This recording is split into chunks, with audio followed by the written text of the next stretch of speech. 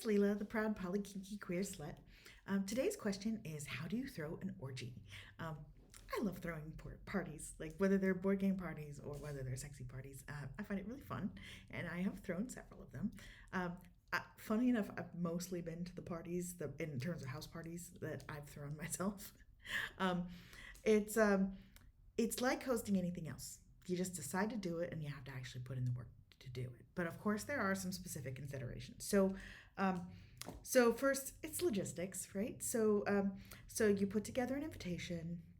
I like to just do it in a message in whatever communication format your friends are in, and specify what it is. It's really important that it be clear in the title that it is a sex party. um, it's just like anything else. Like, people want to know what they're walking into before they walk into it.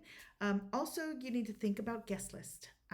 And who you're inviting and whether they get along. And for me, that kind of happened organically. Like, as I started hanging out in sex positive community, I started meeting other people in that community.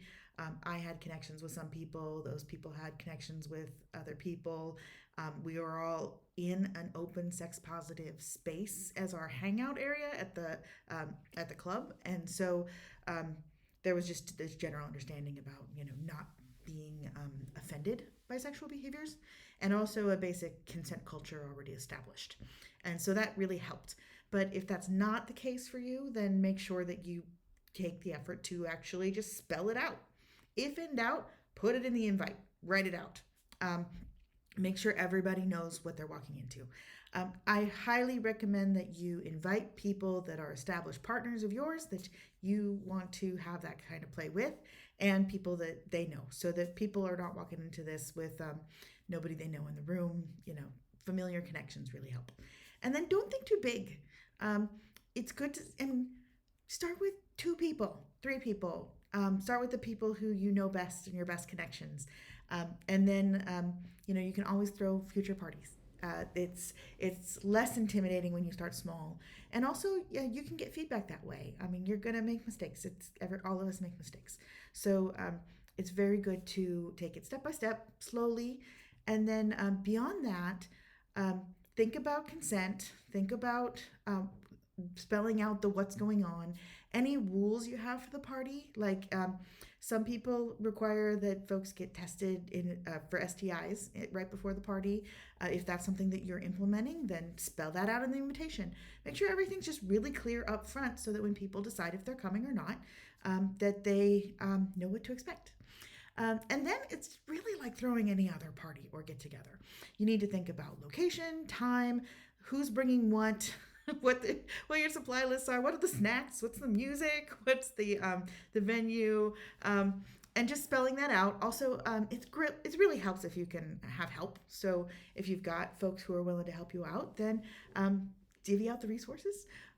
One thing that I have received feedback on from my parties is that it's helpful to have an orchestrated negotiation time. So a time that's specifically set aside to talk about sex.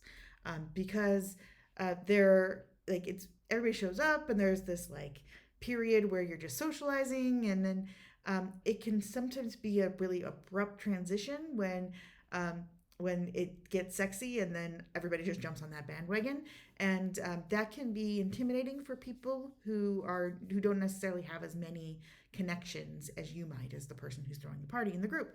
So one thing that can address that concern is just being mindful of it, and as the host of the party, just saying, hey, by the way, now it's time for us to have some dedicated negotiation talk time. And that goes over really well. People are generally not resistant to that, and it also doesn't have to be terribly complicated.